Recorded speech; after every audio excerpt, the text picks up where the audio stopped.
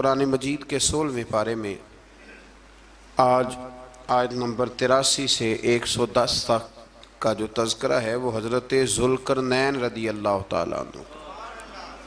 اللہ تعالیٰ نے انہیں زمین میں اقتدار دیا تھا۔ 4 لوگ دنیا میں ایسے ہو چکے ہیں جنہیں اللہ تبارک و تعالیٰ نے پوری دنیا میں اقتدار دیا، ایک وقت میں پوری دنیا کا ایک ہی بادشاہ۔ 2 مسلمان تھے، 2 کافر۔ مسلمانوں میں حضرت سلیمان علیہ السلام اور جناب ذوالقرنین علیہ السلام، اور کافروں میں بخت نصر اور نمرود۔ یہ 2 لوگ ہیں جنہیں اللہ نے پوری دنیا میں اقتدار دیا، اور پھر اس کے بعد آنے والے وقت میں اللہ تعالیٰ امام مہدی کو سارا اقتدار عطا فرمائے گا، پوری دنیا کا۔ حضرت ذوالقرنین کے بارے میں 2 روایات ہیں، ایک تو یہ ہے کہ وہ نبی تھے اور ایک یہ ہے کہ نہیں وہ ولی تھے، لیکن مجھے حضرت مولا علی شیر خدا رضی اللہ تعالیٰ عنہ کا قول ملا ہے جس میں آپ نے فرمایا ہے کہ نہیں وہ نبی نہیں تھے، تو اس لیے میرا نظریہ یہی ہے کہ وہ اللہ کے ایک نیک بندے تھے۔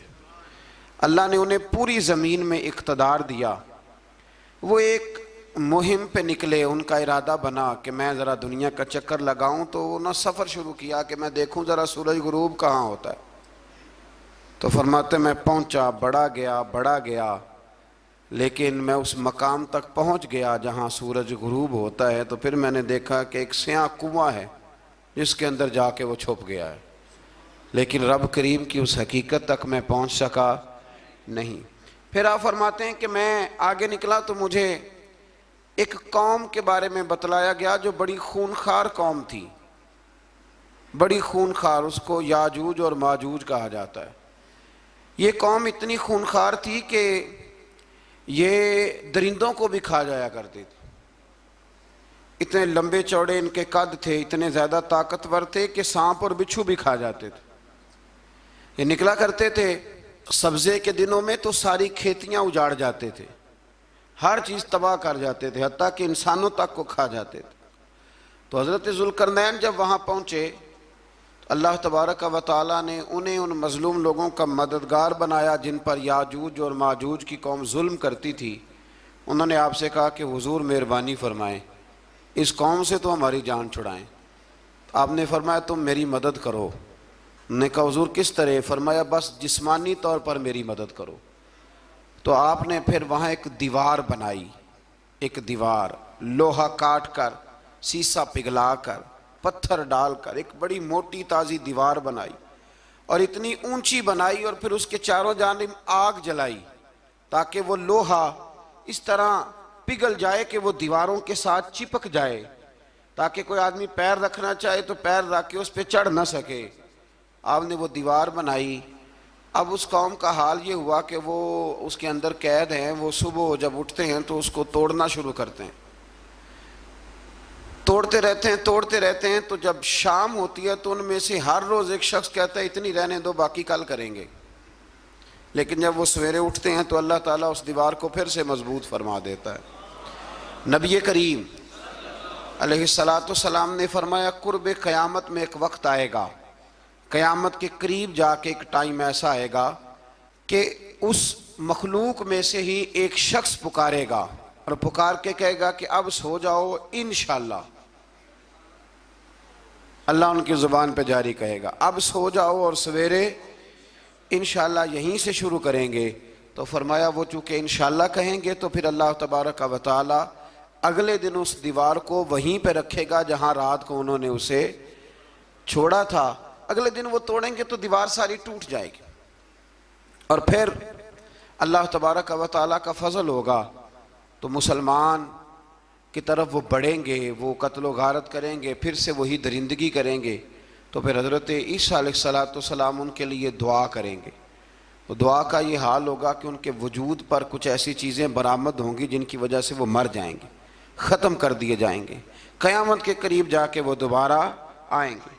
اس کے بعد پھر اللہ تبارک و تعالیٰ نے سورہ کہف کی آخری آیات میں 7 سمندر اور ان جیسے اور بھی آ جائیں، فرمایا 7 سمندر ہوں اور ان جیسے اور بھی آ جائیں اور مل کر وہ روشنائی بن جائیں تو میرے رب کے کلمات ختم ہونے سے پہلے سمندر ختم ہو جائیں گے۔ اور آخری آیت میں اللہ تعالیٰ نے فرمایا کہ اے رسول صلی اللہ تعالی علیہ وسلم آپ کہہ دیجئے کہ میں تمہاری طرح ہی ایک بشر ہوں، انا بشر مثلکم، میں بھی تمہاری طرح ایک۔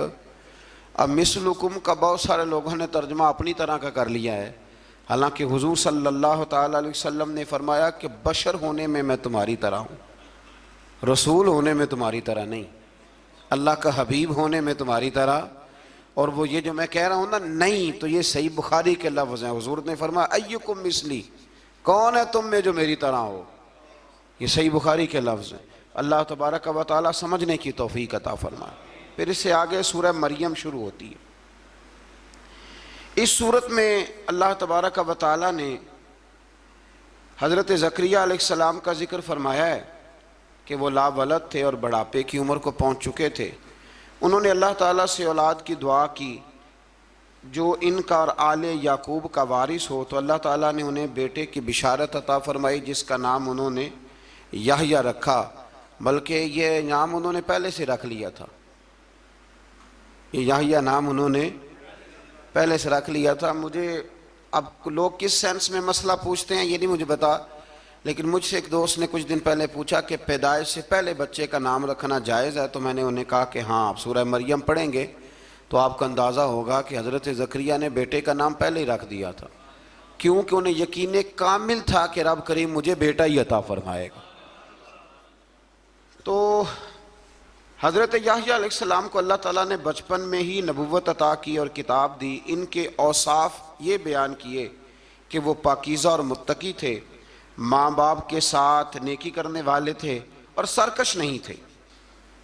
ان پر سلام ہو جب وہ پیدا ہوئے، اور ان پر سلام ہو جب ان کی وفات ہوئی، اور قیامت کے دن جب انہیں اٹھایا جائے گا۔ اس سے معلوم ہوا کہ نبی کریم علیہ السلام پر یا کسی بھی نبی پر سلام بھیجنا اور اس دن پر سلام بھیجنا جس دن اللہ تعالیٰ نے انہیں پیدا فرمایا ہے، یہ قرآن مجید سے ثابت ہے۔ یعنی آپ یہ کہہ سکتے ہیں کہ جس سہانی گھڑی چمکا طیبہ کا چاند، اس دل افروز ساعت پہ، دل افروز ساعت پہ تو یہ عین قرآن مجید ہے کہ جس دن وہ پیدا ہوئے اس دن ان پر سلام۔ اللہ تعالیٰ سمجھنے کی توفیق عطا فرمائے۔ پھر اس سے آگے چل کر حضرت مریم سلام اللہ علیہا کا ذکر ہے کہ ان کے پاس فرشتہ آیا۔ ہم تیسرے پارے میں بھی ان کا ذکر پڑھ آئے، پھر ایک آدھ اور جگہ پہ بھی اشارتاً کنایتاً ان کا تذکر آیا کہ ان کے پاس فرشتہ انسانی شکل میں آیا، اور فرشتے نے آ کے کہا کہ میں آپ کو بیٹے کی بشارت دینے آیا ہوں۔ کہنے لگی میرے پاس کیسے بیٹا آئے گا، مجھے تو کسی مرد نے چھوا ہی نہیں۔ تو فرمایا رب ایسے ہی کرتا ہے جب وہ کسی کام کا ارادہ فرما لیتا ہے۔ تو حضرت مریم کے ہاں اللہ تبارک و تعالیٰ نے حضرت عیسیٰ علیہ السلام کی ولادت فرمائی۔ حضرت عیسیٰ بغیر باپ کے پیدا ہوئے، اور حضرت آدم علیہ السلام غیر ماں باپ کے پیدا ہوئے، تو یہ اللہ کی قدرت کی نشانی ہے۔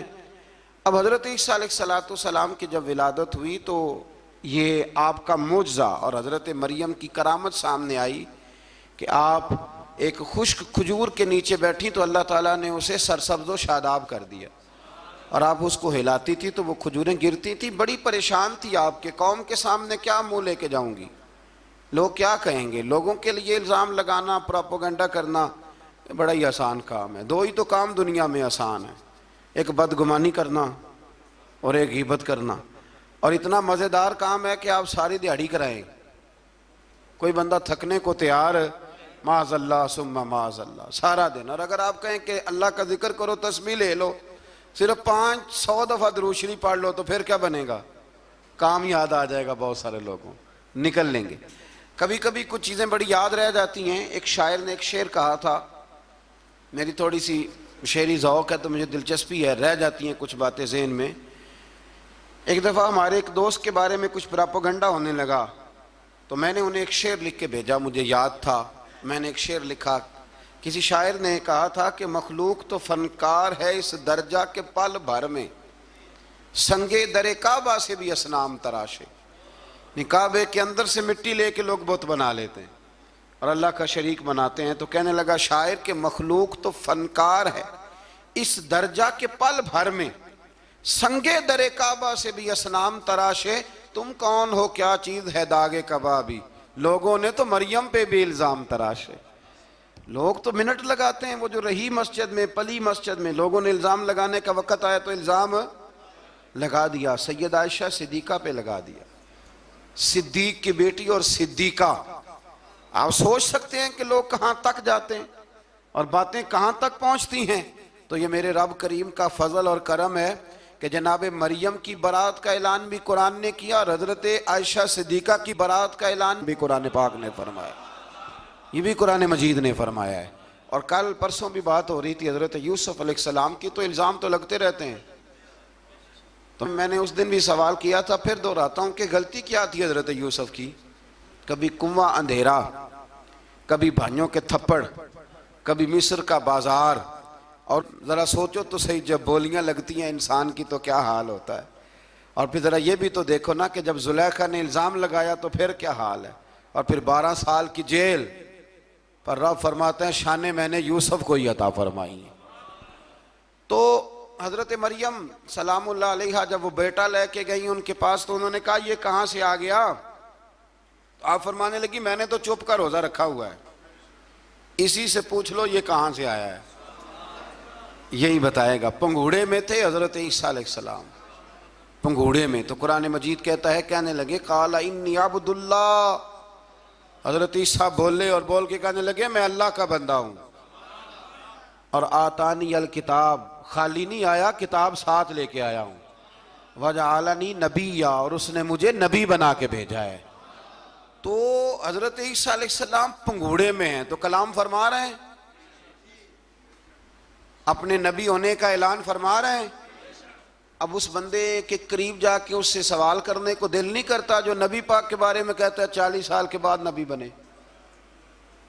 یہاں پنگوڑے میں حضرت عیسیٰ کلام کریں، پنگوڑے میں، اور وہ پنگوڑے میں کہے میں نبی ہوں، اور تو اپنے رسول کے بارے میں یہ کہے کہ بکریاں چرا رہے تھے تو معاذ اللہ انہیں پتہ ہی نہیں تھا کہ میں نبی بن جاؤں گا۔ ایسی کوئی بات نہیں۔ اعلیٰ حضرت فرماتے ہیں اللہ اللہ وہ بچپنے کی پھبن، یعنی بچپن میں بھی رنگ ڈھنگ نرالے تھے میرے رسول کی۔ اللہ اللہ وہ بچپنے کی پھبن، اس خدا بھاتی صورت پہ لاکھوں سلام، اس خدا بھاتی صورت پہ۔ اور مرحوم اعظم چشتی نے بھی ایک جملہ بڑا خوبصورت کہا، اس نے کہا تیری حیات پاک کا ہر لمحہ پیغمبر لگے، تیری حیات پاک کا ہر لمحہ پیغمبر لگے۔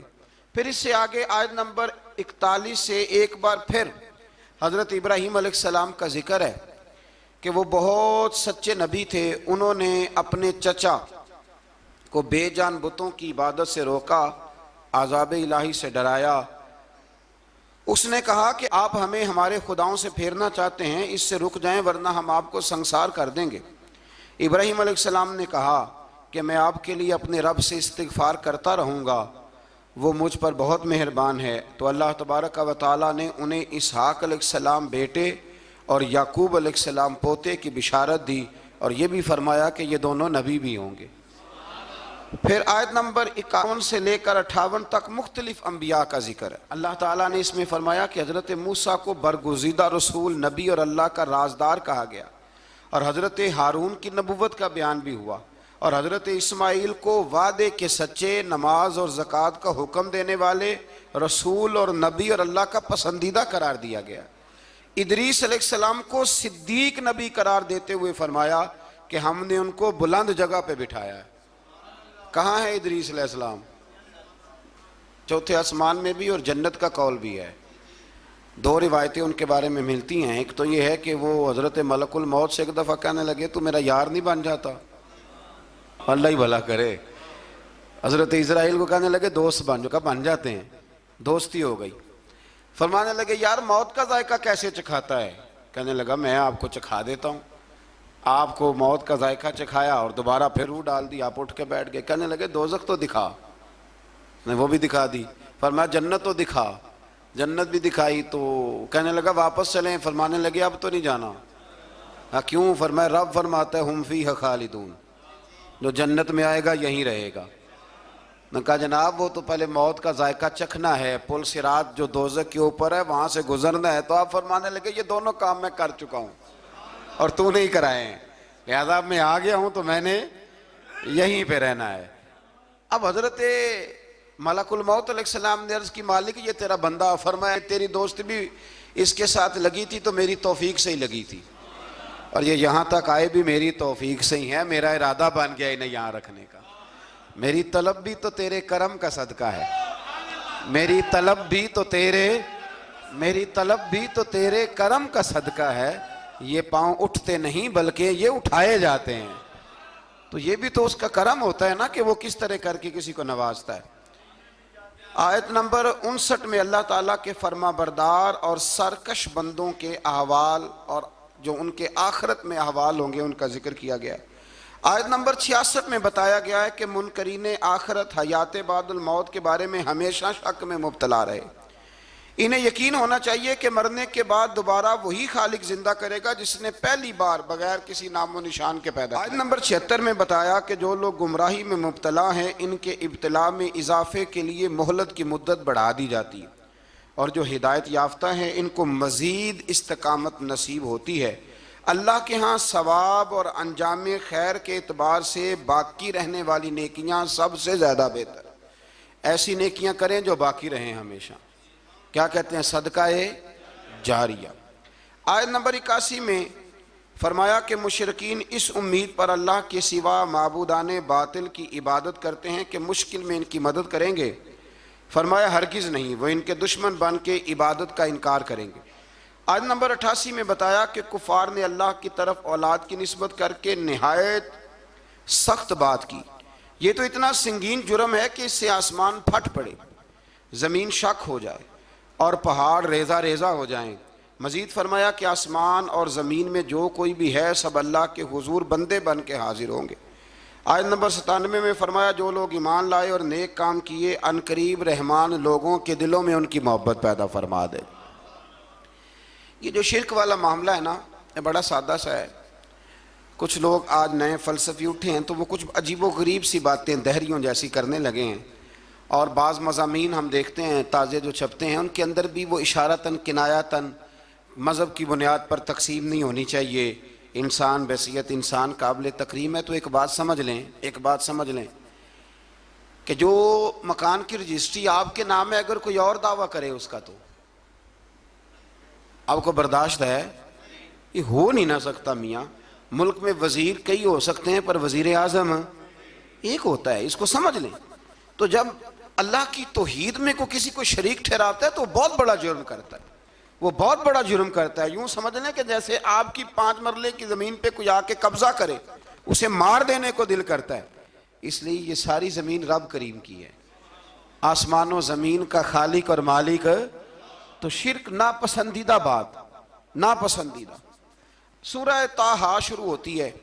اس سورہ طٰہٰ میں نبی پاک صلی اللہ تعالیٰ علیہ وسلم کو رب کریم نے فرمایا کہ محبوب قرآن اس لیے نازل نہیں کیا تھا کہ آپ مشقت میں پڑ جائیں۔ نبی کریم لمبی لمبی نمازیں پڑھتے تھے، لمبی لمبی، تو قرآن مجید نے کہا طٰہٰ ما انزلنا علیک القرآن لتشقیٰ، محبوب قرآن اس لیے نازل نہیں کیا کہ آپ مشقت میں پڑ جائیں۔ حضور لوگوں کو بڑی جد و جہد کے ساتھ دین کی طرف بلاتے تھے، تو کہا محبوب قرآن اس لیے نازل نہیں کیا تھا کہ آپ مشقت میں پڑ جائیں، آپ تو مشقت کرنے لگ گئے۔ وہ یا رب اپنے محبوب کو کہہ رہا ہے، جیسے سورہ مزمل میں بات ہوئی نا کہ محبوب تھوڑا آرام بھی فرما لیا کر، محبوب تھوڑا آرام بھی فرمائے۔ پھر فرمایا کہ یہ قرآن نصیحت کے لیے نازل ہوا ہے، اور اللہ ظاہر و باطن سب کو جانتا ہے، اور وہ وحدہ لا شریک ہے، اور سارے اچھے نام اسی کے ہیں۔ آیت نمبر 10 میں فرمایا کہ مدین سے واپسی کے سفر کے دوران موسیٰ علیہ السلام اس واقعے کا بیان کیا کہ وہ اپنی جگہ پر رکے ہوئے تھے، تو وہیں انہیں غیب سے ندا آئی کہ موسیٰ میں آپ کا رب ہوں، آپ وادی مقدس میں ہیں تو ادباً اپنے جوتے اتار دیجئے، میں نے آپ کو چن لیا ہے، میرے پیغام وحی کو توجہ سے سنیے، میں اللہ وحدہ لا شریک ہوں، میری بندگی کیجیے، میری یاد کے لیے نماز قائم کیجیے، قیامت آنے والی ہے، اسی کی طرف آپ توجہ فرمائیے۔ اسی موقع پر آپ کو جو معجزات عطا کیے گئے ان کا بھی ذکر ہے، اور وہ ہم پیچھے بہت ساری جگہوں پہ اس کا ذکر کر آئے کہ اللہ تعالیٰ نے ان کو ایک ایسا عصا عطا فرمایا تھا کہ وہ ایک دم میں ہی بہت بڑا اژدہا بن جایا کرتا تھا، اور پھر حضرت سیدنا موسیٰ علیہ السلام اپنا ہاتھ گریبان میں ڈال کے نکالتے تھے تو آفتاب کی طرح روشن ہو جاتا تھا۔ اقبال کہتے ہیں ید بیضا لیے بیٹھے ہیں اپنی آستینوں، ید بیضا لیے، چمکتے ہوئے ہاتھ ہیں ان کے، تو یہ اپنی آستینوں میں چھپا کے بیٹھے ہیں۔ پر اقبال نے یہ ولیوں کے لیے کہا ہے، نہ پوچھ ان خرقہ پوشوں کی، ارادت ہو تو دیکھ ان کو، ارادت ہو تو محبت کے ساتھ دیکھ، تنقید کے ساتھ تو پتہ ہے پھر بندے کو کوئی شے نہیں ملتی، آنکھیں گونگ ہو جاتی۔ ارادت ہو تو دیکھ ان کو، ید بیضا لیے بیٹھے ہیں اپنی آستینوں میں۔ پھر اللہ تعالیٰ نے نا حضرت موسیٰ علیہ السلام کو حکم دیا تھا کہ فرعون کو دعوت دیں، تو حضرت موسیٰ نے دعا مانگی جو آیت نمبر 25 اور 28 میں موجود ہے، رب اشرح لی صدری ویسر لی امری واحلل عقدۃ من لسانی یفقہوا قولی، اے میرے رب میرے لیے میرا سینہ کھول دے، میرے لیے میرا کام آسان کر دے، میری زبان کی گرہ کھول دے تاکہ وہ لوگ میری بات کو سمجھ سکیں۔ یہ آپ نے دعا فرمائی، اور آگے جا کے مزید آپ نے التجا کی کہ میرے خاندان میں سے میرے بھائی ہارون کو اس مشن میں میرا وزیر بنا دے تاکہ مجھے تقویت ملے، اور اسے میرا شریک کار بنا دیجیے۔ اللہ تعالیٰ نے ان کی اس دعا کو قبول فرما لیا۔ آیت نمبر 38 سے حضرت موسیٰ علیہ السلام کی پیدائش کا ذکر ہوتا ہے، اور یہ تقریباً آیت نمبر 76 تک چلتا ہے۔ واقعہ آپ نے پہلے بھی سنا ہوا ہے، اپنے لفظوں میں میں بھی عرض کیے دیتا ہوں۔ فرعون کو اس نے وہ خواب دیکھ لیا تھا کہ ایک ستارہ اٹھے گا اور پھر وہ گرے گا تو میری ساری سلطنت کو تباہ کر دے گا۔ نجومیوں سے اس نے پوچھ لیا، اس نے کہا کہ ایک بچہ پیدا ہوگا جو تیری سلطنت کو تباہ کرے گا۔ چاہیے تو یہ تھا کہ وہ توبہ کرتا، لیکن اس نے کیا کیا کہ اس نے بچوں کو قتل کرانا شروع کیا۔ یذبحون ابناءکم، ذبح کرا دیتا تھا تمہارے بیٹوں کو، اور بچیوں کو وہ زندہ رکھتا تھا۔ اللہ تبارک و تعالیٰ کی قدرت دیکھیے، رب بڑا ہی کریم ہے۔ آپ یقین کریں مولا کے دینے کے انوکھے ہی انداز ہیں۔ یعنی حضرت موسیٰ کوہ طور کے پاس آگ لینے جائیں تو اللہ تبارک و تعالیٰ پہلی وہی فرما کے نبی بنا لے۔ بھائی حضرت یوسف کو کنویں میں ڈالیں تو رب وہاں سے نکال کے مصر کا حکمران بنا دے۔ وہ بڑا ہی بے نیاز ہے، مولا کے دینے کے انداز بڑے ہی انوکھے ہیں، وہ بڑے انوکھے انداز میں نوازتا ہے۔ تو حضرت موسیٰ جب پیدا ہوئے تو ان کی والدہ نے پتہ کیا کیا، ان کو ایک صندوق میں بند کر کے دریا میں بہا دیا۔ اب دریا میں بہتے جا رہے ہیں تو ماں تھی تو پریشان بھی ہو گئی، ان کی ہمشیرہ کو کہنے لگی ذرا دھیان رکھنا کدھر جاتے ہیں۔ حضرت موسیٰ علیہ السلام دریا میں بہتے بہتے نا فرعون نے نا دریا کے کنارے مکان بنایا ہوا تھا۔ آپ کو پتہ ہے بادشاہوں کا ذوق ہوتا ہے، آج کل ہمارے جو حکمران ہیں انہوں نے اس کا نام فارم ہاؤس رکھا ہوا ہے، میرا فارم ہاؤس، اور پرانے زمانے میں لوگ ڈیرا کہتے تھے۔ تو اس نے بھی اس طرح کا فارم ہاؤس بنایا ہوا تھا۔ وہاں پہ حضرت موسیٰ علیہ السلام تیرتے ہوئے تابوت کے اندر صندوق کے اندر جا رہے ہیں۔ فرعون اور ان کی بیوی حضرت آسیہ بے اولاد تھیں، بڑی تڑپ تھی بیٹے کی، وہ بھی وہاں کھڑی تھی۔ صندوق تیرتا ہوا آیا تو فرعون نے کہا کہ جاؤ پکڑ کے لاؤ دیکھو کیا ہے۔ جب وہ لے کے آئے نا تو آپ کی ہمشیرہ جو نگرانی کر رہی تھی پریشان ہو گئی کہ یہ تو اس کے ہاتھ لگ گئے، یہ تو اب مار ڈالے گا۔ لیکن جب خوبصورت اور چمکتا ہوا بچہ دیکھا تو بی بی آسیہ کہنے لگی یہ بنی اسرائیل کا ہے ہی نہیں، یہ تو پتہ نہیں کہاں سے بہتا ہوا یہاں آ گیا ہے، تم ایسے ہی چھوڑ، یہ پتہ نہیں کہاں سے، رکھ نہ لیں رکھ نہ لیں۔ تو حضرت موسیٰ علیہ السلام وہ کہنے لگا نہیں انہی کے ہیں، موسیٰ علیہ السلام اسی کے ہیں۔ تو آسیہ کہنے لگی تیرے تو سر پہ نا بس بھوت ہی سوار ہو گیا، ہر وقت وہی لوگ تجھے یاد رہتے ہیں، یہ پتہ نہیں کہاں سے بہ کے آیا۔ اب رکھ لیا، مان گیا فرعون۔ آپ فرعون کے گھر میں جو اس لیے بچے مروا رہا تھا کہ میری سلطنت حضرت موسیٰ پیدا نہ ہو جائیں، تو اسی کے گھر میں پرورش پانے لگے، اسی کے گھر میں۔ اب عورتیں منگائیں گئیں دودھ پلانے کے لیے، تو حضرت موسیٰ علیہ السلام کسی بی بی کا دودھ نہیں پیتے، تو آپ کی ہمشیرہ نہ وہیں دائیں بائیں گھومتی رہتی۔ تو کہنے لگی جناب آسیہ سے کہ میں ایک بی بی کو جانتی ہوں، بڑی صاف ستھری ہے، مجھے امید ہے یہ بچہ اس کا دودھ پیے گا۔ تو فرعون کہنے لگا دوڑ کے لا، تو وہ اپنی والدہ کو لے کے آئیں تو حضرت موسیٰ نے فوراً دودھ پینا شروع کر دیا۔ فرعون کو پھر تھوڑا شک ہوا، ایک روایت یوں بھی لکھی ہے بعض لوگوں نے کہ فرعون ایک دن اٹھایا ہوا تھا حضرت موسیٰ کی ابھی تھوڑی سی عمر تھی، تو آپ نے اس کی داڑھی پکڑ کے تو ایک گھونسا دے مارا، جلالی تو شروع سے ہے نا، تو کہنے لگا آسیہ تو مان نہ مان یہ بچہ وہی ہے۔ تو حضرت بی بی آسیہ کہنے لگی کہ تجھے غلط فہمی ہے، یہ وہ نہیں ہے۔ اس نے کہا دیکھو نا، یہ تو اٹھاتی ہے تو پیار کرتا ہے، اور میرے جب قریب آتا ہے تو اس کے لب و لہجے میں تلخی محسوس کرتا ہوں۔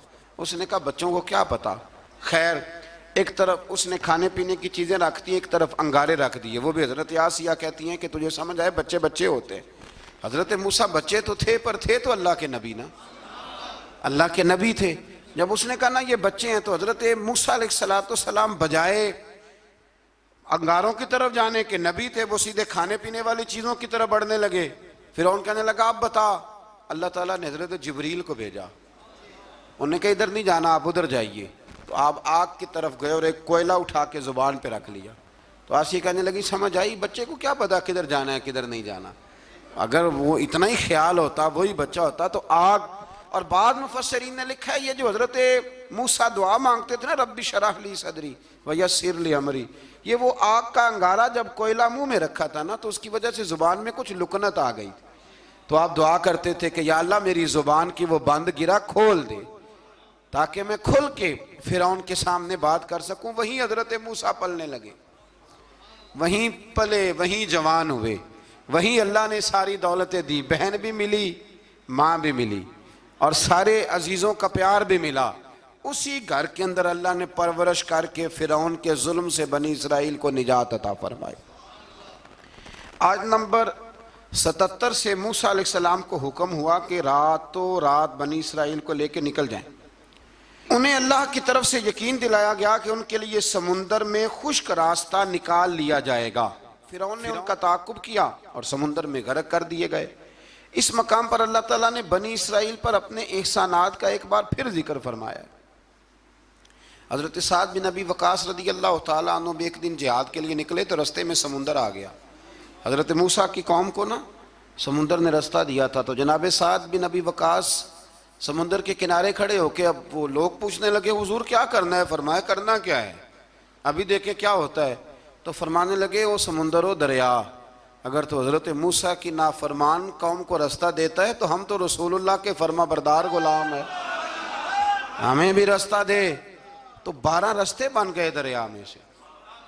جناب سعد بن ابی وقاص لشکر لے کے گزر گئے، باہر گئے تو ایک دفعہ پھر صحابہ کو یقین دلایا، فرمایا کسی کی کوئی چیز تو نہیں رہ گئی دریا میں؟ دشت تو دشت ہیں دریا بھی نہ چھوڑے ہم، بحر ظلمات میں دوڑا دیے۔ اب میں کیا کروں، علامہ اقبال نے ہر جگہ کلام لکھا ہے، ہر جگہ۔ یہ آپ کو پتہ نا ایک صاحب مجھے بھی سمجھا رہے تھے، میں نے جمعے میں بھی وضاحت کی، کہنے لگے آپ اقبال کی بڑی تعریفیں کرتے ہیں۔ میں نے کہا مجبوری ہے، وہ کام ہی تعریفوں والے کرتے ہیں تو ہو جاتی ہیں، کیا کیا جائے، آمدام برسر مطلب۔ تو حضرت سعد بن ابی وقاص نے پوچھا کچھ رہ تو نہیں گیا؟ کہا جناب پیالہ رہ گیا میرا مٹی کا دریا میں۔ تو حضرت سعد بن ابی وقاص کہنے لگے کوئی مسئلہ نہیں، ہم رسول اللہ کے غلام ہیں، اور اس پر بڑی دلائل ہیں، وقت نہیں ہے آگے بڑھنا ہے۔ فرمایا او دریا، او ہمارا پیالہ تو واپس کر دے۔ تو ایک لہر آئی تو پیالہ بھی کنارے پہ پھینک گئی۔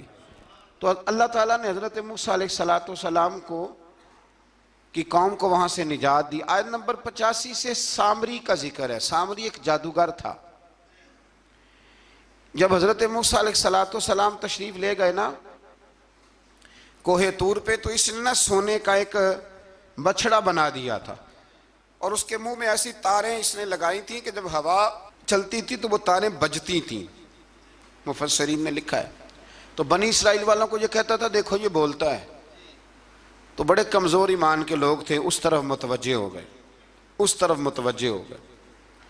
حضرت موسیٰ علیہ السلام واپس آئے تو انہوں نے پوچھا کہ یہ ماجرا کیا ہے؟ تو اس نے کہا کہ میں نے نا حضرت جبریل علیہ السلام کا گھوڑا جب چل رہا تھا تو ان کے پاؤں سے جو مٹی لگ رہی تھی وہ مٹی میں نے تھوڑی اٹھا لی تھی، اور وہ میں نے اس کے منہ میں رکھی ہے، جس کی وجہ سے اس کے منہ سے آواز ہے۔ وہ مٹی کب اٹھائی تھی وہ بھی لکھا ہے مفسرین نے کہ حضرت موسیٰ علیہ السلام نے جب کہا نا بنی اسرائیل والوں کو کہ گھوڑے ڈالو اندر، حالانکہ رستے بن بھی گئے تھے، پھر بھی کہنے لگے ایسا نہ ہو کہ اندر جائیں تو پانی پھر آ جائے، تو یہ جاتے نہیں تھے، ڈرتے تھے، کمزور ایمان کے لوگ تھے نا۔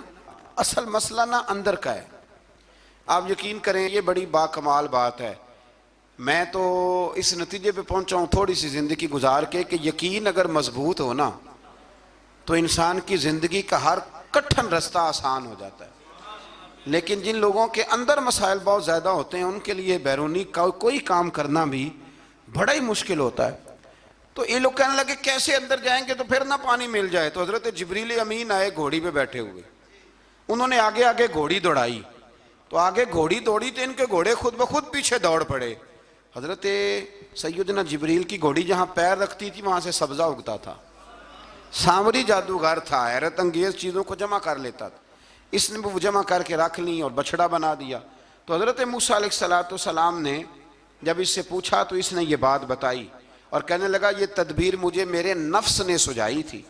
حضرت موسیٰ نے اس سے کہا تو یہاں سے چلا جا، زندگی میں تیرے لیے وحشت کی سزا ہے اور تیری سزا کا وقت آخرت میں مقرر ہے۔ اس کے بعد والی آیات میں اللہ تعالیٰ کی وحدانیت، کتاب اللہ کی حقانیت اور اس سے روح گردانی کرنے والوں کے لیے عذاب آخرت کا بیان ہے۔ وحشت کا بھی عذاب ہوتا ہے کچھ لوگوں کو وحشت کا عذاب یہ ہوتا ہے، یعنی انسان ہر وقت خوف زدہ رہے۔ آیات بتاتی ہیں کہ اس پر کون سا عذاب ہے، اس پر ایک وحشت طاری رہے۔ اللہ سے دعا مانگیں اللہ تبارک و تعالی ان ساری آزمائشوں سے ہمیں محفوظ فرمائے۔ اسی تسلسل میں پھر قیامت اور سور پھونکے جانے کا ذکر ہے۔ آیت نمبر 105 سے فرمایا کہ لوگ آپ سے پہاڑوں کے متعلق سوال کرتے ہیں، آپ ان سے کہہ دیجئے میرا رب انہیں ریزہ ریزہ کر دے گا اور پوری زمین ہموار میدان کی طرح ہو جائے گی۔ آیت نمبر 109 میں قیامت کی ہولناکیوں کا ذکر ہوا اور فرمایا آج اللہ کی بارگاہ میں کسی کو مجال شفاعت نہیں ہوگی سوائے اس کے جسے وہ اذن شفاعت عطا کرے اور جس کے قول سے وہ راضی ہو۔ آیت نمبر 110 سے اکڑی گردنوں کے حی و قیوم کے سامنے جھکنے، ظالموں کے نامراد ہونے اور مومنین صالحین کے کامیاب ہونے کا ذکر ہے۔ آیت نمبر 114 میں علم میں اضافے کی تعلیم کے لیے دعا ارشاد فرمائی گئی ہے جو بڑی معروف ہے، رب زدنی علما۔ آیت نمبر 115 سے اس بات کا ذکر ہے کہ آدم علیہ السلام جو جنت میں درخت کے قریب چلے گئے تو یہ ان کی بھول اور اجتہادی خطا تھی، اللہ نے خود وضاحت فرما دی، اور انہوں نے قصداً اللہ کے حکم کی نافرمانی نہیں کی۔ آدم علیہ السلام کو جنت میں داخل کر کے بتایا کہ یہاں نہ بھوک لاحق ہوگی، نہ بے لباسی ہوگی، نہ پیاس لگے گی، نہ ہی دھوپ کی تپش محسوس ہوگی، اور یہ کہ آپ اپنے دشمن شیطان کی چالوں سے بچے رہیں گے۔ اس مقام پر قرآن نے اس موضوع کو پھر بیان کیا کہ شیطان نے وسوسہ ڈالا اور مخلص اور ہمدرد کا روپ دھار کر ان کو بہکایا۔ انہوں نے ممنوع درخت سے کھا لیا سو ان کے ستر کھل گئے اور جنت کے پتوں سے اپنے ستر کو ڈھانپنے لگے، پھر اللہ نے ان کی توبہ قبول کی اور جنت سے زمین پر بھیج دیا۔ آیت نمبر 124 سے اللہ تعالیٰ نے فرمایا جو ہماری یاد سے غافل رہے گا ہم اس کے لیے معیشت تنگ کر دیں گے، وَمَنْ أَعْرَضَ عَنْ ذِكْرِي فَإِنَّ لَهُ مَعِيشَةً ضَنْكًا، جو ہماری یاد سے غافل ہوگا اس کے لیے زندگی اس پر اللہ تبارک و تعالی ہر وقت اپنی یاد کی توفیق عطا فرمائے۔ آیت نمبر 130 سے اللہ تعالیٰ نے ارشاد فرمایا ان کی باتوں پر صبر کیجئے، سورج کے طلوع اور غروب ہونے سے پہلے اپنے رب کی حمد کے ساتھ تسبیح پڑھتے رہیے، اور رات کے بعض اوقات میں اور دن کے حصوں میں بھی تسبیح پڑھتے رہیے تاکہ آپ کا رب راضی ہو جائے اور آپ بھی راضی ہو جائیں۔ مزید فرمایا کہ اپنے اہل خانہ کو نماز کا حکم دیں اور خود بھی نماز پر قائم رہیں، اور نیک انجام صرف تقوی پر کاربند لوگوں کے لیے۔ کفار قریش کے عذاب کے مطالبے کے جواب میں فرمایا کہ ان سے پہلے لوگوں کو اللہ نے ہلاک کر دیا تھا اور عذاب کا وقت مقرر ہے، اگر ہم رسول بھیجنے سے پہلے ہلاک کرتے تو یہ لوگ کہتے کہ ہمارے پاس عذاب سے پہلے رسول کیوں نہیں بھیجا، ہمیں کوئی سمجھا لیتا، ہم نہ یہ کام کرتے۔ اور فرمایا انتظار کرو تم ان قریب جان لوگے سیدھے راستے والے اور ہدایت یافتہ لوگ کون ہیں۔ یہ 16ویں پارے کے کچھ مندرجات تھے جو میں نے آپ کی خدمت میں عرض کی ہے، اللہ سمجھنے کی توفیق عطا فرمائے۔